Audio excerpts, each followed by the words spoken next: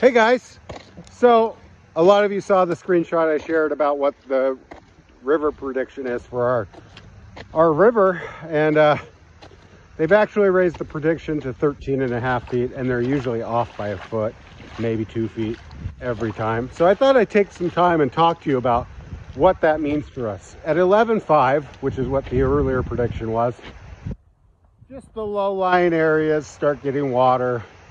At 12 feet, it cuts across the road and we no longer can get out. At 13.5, it's kind of the same thing, just a little deeper. But then here's where it gets interesting. Here we go. At this point, I am packing a bag and moving down and moving in with my parents in the original farmhouse. As you can see, it sits up quite a bit. So let's go talk about what happens at 14 or 15 feet in the parlor. At 14 feet, there's really no grass left. It's all the pastures in the floodplain are gone, which sucks, but is also a good thing because it means there's a lot more land for water to fill up. So for every foot of river raise after that, it's more like a couple inches. But at 14 and a half, 15 feet, we are literally about 6 inches from getting in the barns. So right at about 14-ish feet, depending on the year, every flood's a little different. We have to put a plug in the drain in the parlor so that water doesn't come out through the drain pipe.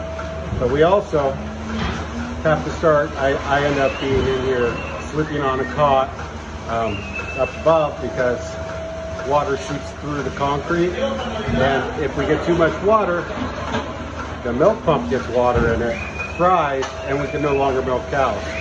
So some of you are probably wondering, well, why are you worried about milking cows? If the girls aren't getting milk, they can get really sick.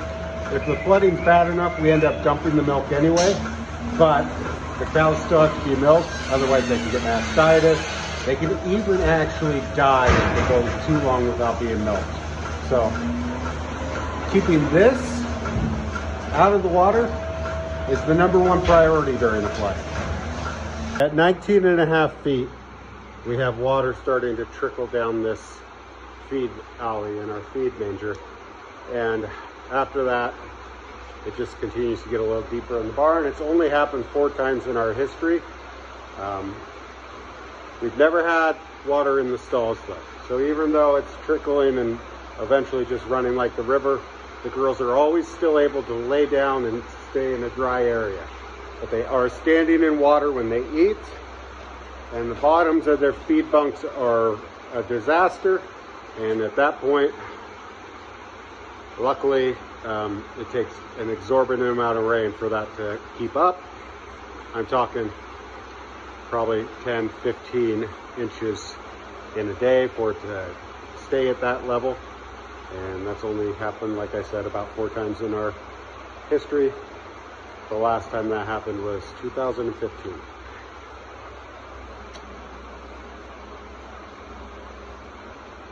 Fun times. There's a lot of stuff we do before a flood starts. Like tonight, after I'm done with my normal work, I am going to pre-feed our heifers. I'm going to park the feed truck up at my house so that if I have to go to start feeding at midnight or 11 a.m. or p.m. or whenever, I just walk out of the house and go to work. And for those of you that are wondering, my house is out of the floodplain. Casey and the kids, high and dry.